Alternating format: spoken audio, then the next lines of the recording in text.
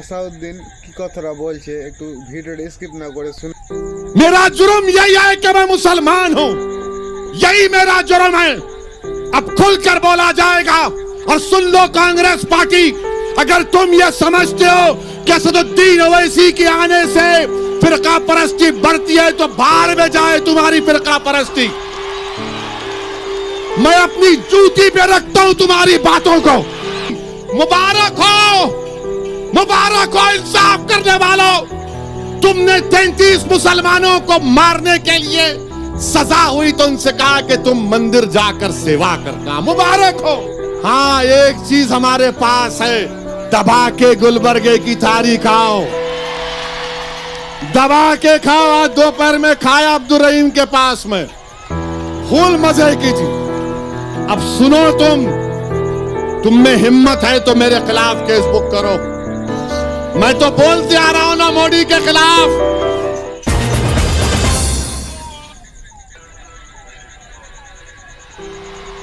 देखो देखो कौन आया,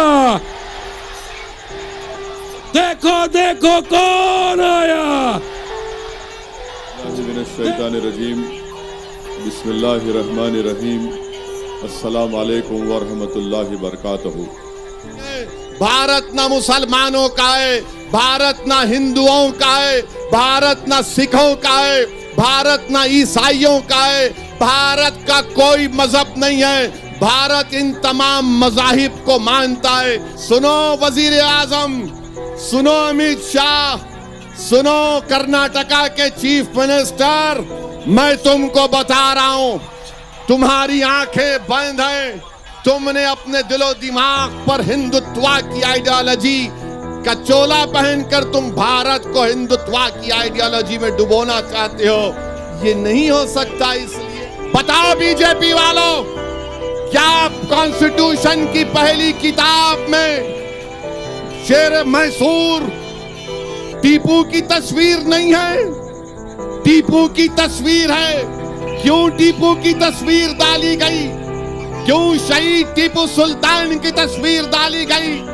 इसलिए डाली गई ताकि भारत के लोगों को 2020 में जब यहां पर फिरका परस्त ताकतें, फाशिज्म यहां पर अपनी जड़ों को मजबूत करेगा, तो कॉन्स्टिट्यूशन बनाने वालों ने कहा कि ऐसे वक्त में तुमको, मोदी को, शाह को बताना पड़ेगा कि संविधान में टीपू की भी फोटो है, संविधान में राम की भी फोटो है, संविधान में बादशाह अकबर की भी फोटो है, संविधान में झांसी की रानी की फोटो है। ये क्यों डाला गया? इसलिए डाला गया कि ये देश, ये मुल्क सबका है। ये टीपू का भी मुल्क है, ये राम का भी मुल्क है, ये झांसी की रानी का भी मुल्क है, ये अल्लाह को मानने वालों का भी मुल्क है और रहेगा। ये हिंदुइज्म को मानने वालों का भी मुल्क है और रहेगा। मगर बीजेपी ये चाहती है, नरेंद्र मोदी ये चाहती है कि भारत का एक मजहब हो जाए, भारत का एक मजहब हो जाए, भारत की एक जबान हो जाए, भारत की एक तहजीब हो जाए। इसीलिए CAA कानून बनाया गया। मुझे गम इस बात का नहीं है कि पाकिस्तान, बांग्लादेश, अफगानिस्तान से कोई मुसलमान यहां पर नहीं आएगा। मुझे गम इस बात का है कि हम इस भारत के शहरी हैं, इस मुल्क में हमारी तारीख है। ये गुलबर्गे की तारीखी सरजमीन 1500 ईस्वी के शुरुआत में बंदा नवाज आए। 70 साल पहले शेख रुकनुद्दीन जुनैदी आए। उनसे पहले शेख रुकनुद्दीन तौला कादरी सिलसिले के आए। 550-600 साल मुझे हो गए और आज कोई मेरे घर पर आकर पूछेगा कि बताओ अब्दुल रहीम, तुम्हारे पास भारत की शहरियत साबित करने का क्या कागज है? क्या कोई जाकर बंदा नवाज के सज्जादे साहब के घर से, खुसरो पाशा से पूछेगा कि बताओ साहब, तुम्हारे पास क्या सर्टिफिकेट है? कोई जुनैदी दरगाह पर जाकर वहां बाबा से पूछेगा बताओ तुम्हारे पास क्या सर्टिफिकेट है, तो हम कहेंगे हमारे पास कागज नहीं है। ये आस्ताने इस बात की गवाही दे रहे हैं कि हम यहां पर आए, यहां पैदा हुए, इसी सरजमीन में आज हम आराम कर रहे हैं। हमसे सर्टिफिकेट पूछेंगे आप। आज तक भारत की पार्लियामेंट में ऐसा कानून नहीं बना कि मजहब के नाम पर पहली मर्तबा कानून बना। ये नरेंद्र मोदी की सरकार ने किया कि जिसमें मुसलमानों को, इस्लाम को उसमें शामिल नहीं किया गया। पूछो इन बीजेपी वालों से, मैं चैलेंज कर रहा हूं। जब अमित शाह ने कहा था कि मैं फुला सियासी लीडर से डिबेट करने, बहस करने तैयार हूं, तो मैंने कहा वजीर दाखिला जनाब शाह, छोड़ो ममता बनर्जी को, राहुल गांधी को, अखिलेश यादव को, एक दाढ़ी वाले से मुकाबला कर लो, मेरे जवाब का सब सवाल का जवाब दो। नहीं बोलेंगे वजीर आजम। बोलो वजीर आजम, आप क्यों नहीं बोलते?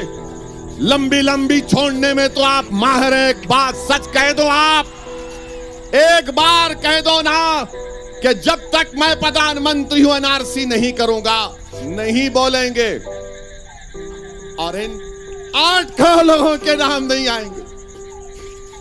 जब ये पढ़ा तो मेरे आंख में आंसू आ गए कि अगर जिसको मैं जानता हूं, जो मेरे रिश्तेदार हैं, जो मेरे हैदराबाद की वोटर हैं, जिनसे मुझे मोहब्बत है, जो आप यहां पर आए, अगर खुदा की कसम इसमें से एक मुसलमान का भी नाम नहीं आएगा तो मैं क्या करूं बताओ?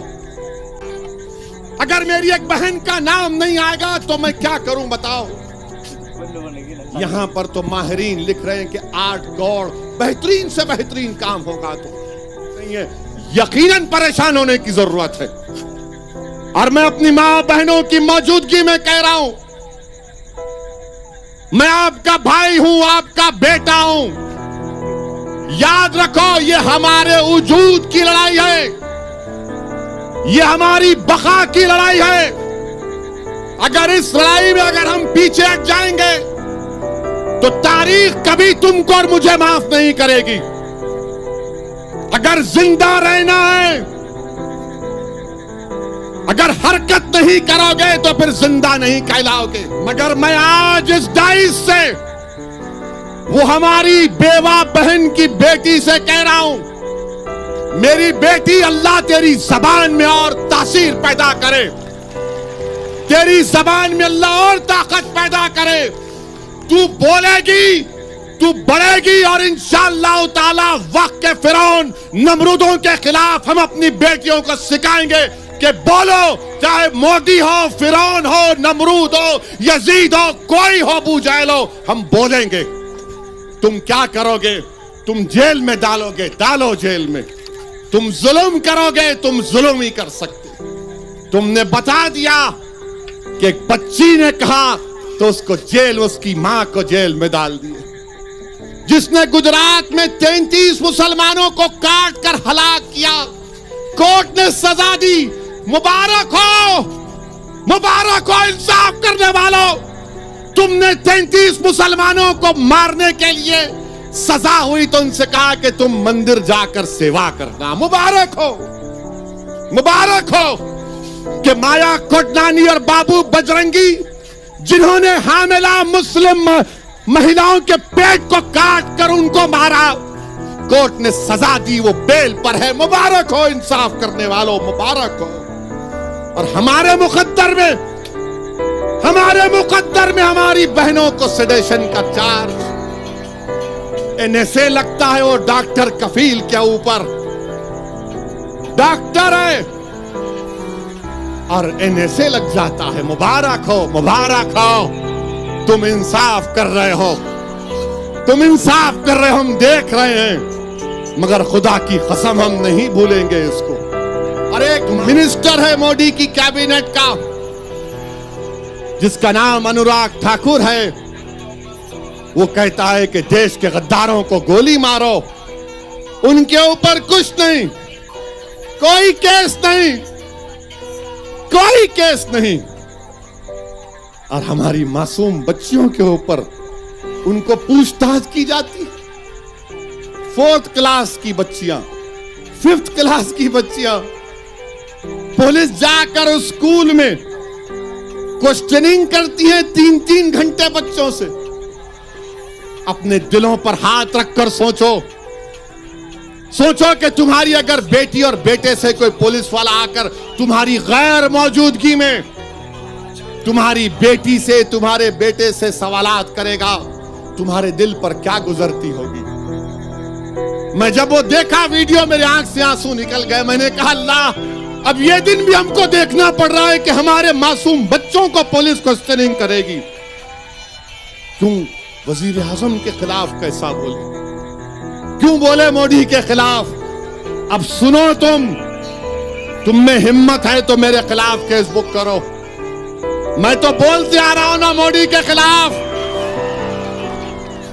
पार्लियामेंट में बोला मैंने, और तुम्हारा मिनिस्टर बोलता गोली मारो देश के गद्दारों को, तो कोई आईपीसी नहीं, कोई सीआरपीसी का सेक्शन नहीं लगता। अल्लाह ने मुझे एमपी जरूर बनाया। मैंने अपनी सियासी जिंदगी में 25 साल में अब तक कोई पुलिस का सिक्योरिटी नहीं लिए, और इंशाअल्लाह अल्लाह ने चाहा तो कभी नहीं लूंगा। मारो ना प्यारे, मैं अकेला फिरता हूं। आओ ना प्यारे, मैं भी देखना चाह रहा हूं कौन सी गोली के ऊपर मेरा नाम लिखा है।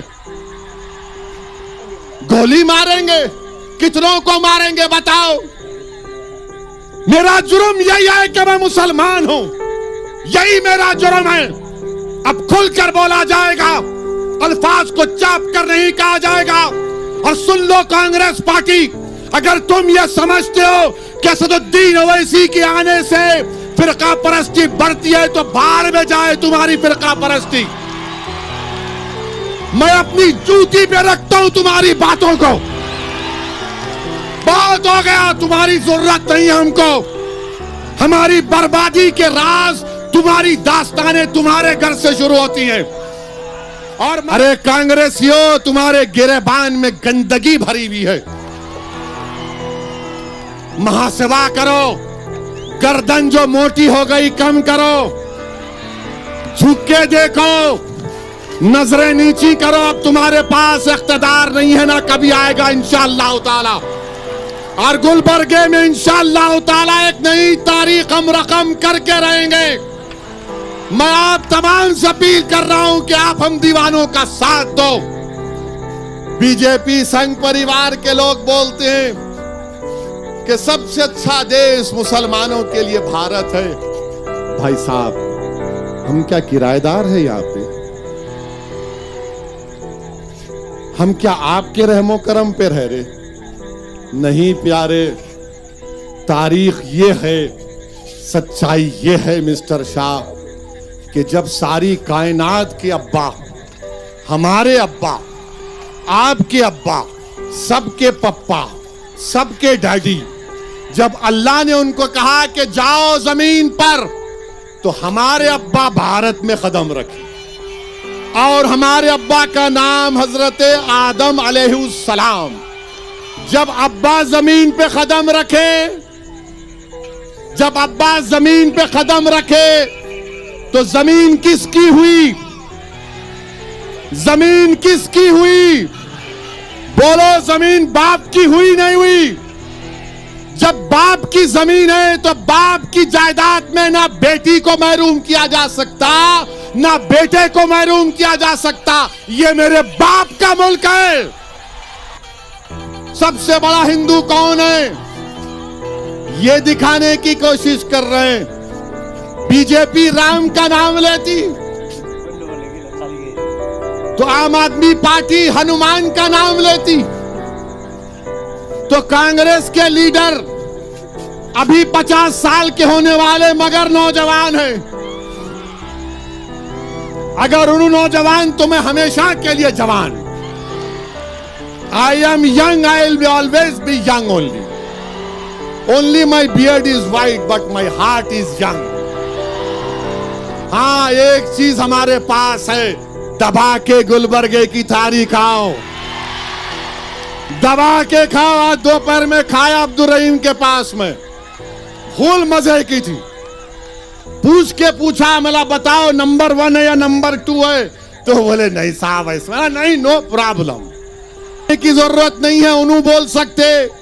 तो मंजलिस भी बोलेगी कि हम भारत के मुसलमान हैं, अल्लाह को मानने वाले हैं, संविधान को मानते रहेंगे और भारत में बहैसियत मुसलमान हम अपनी लड़ाई को संविधान के दायरे में लड़ेंगे। ये अज़म लेकर आपको उठना है। बहरहाल मेरी इज्जतदार माँ और बहनों, मैं आपसे पूछना चाहता हूं अपनी बात को खत्म करने से पहले, क्या ये पूरा हजारों का मजमा CAA के खिलाफ है? यहां भी बोलो भाई, क्या आप CAA के खिलाफ हैं? क्या आप NPR के खिलाफ हैं? क्या आप NRC के खिलाफ हैं? क्या आप मोदी के खिलाफ हैं? क्या आप फिरका परस्ती के खिलाफ हैं? क्या आप सेकुलरिज्म को मजबूत करेंगे? क्या आप सेकुलरिज्म को मजबूत करेंगे? तो मेरे अजीज दोस्तों और बुजुर्गों, एहतजाज को पुरअमन तरीके से जारी रखिए। मैं फिर से अब्दुल रहीम साहब का और तमाम का शुक्रिया अदा करता हूं। अस्सलाम वालेकुम व रहमतुल्लाहि व बरकातहू।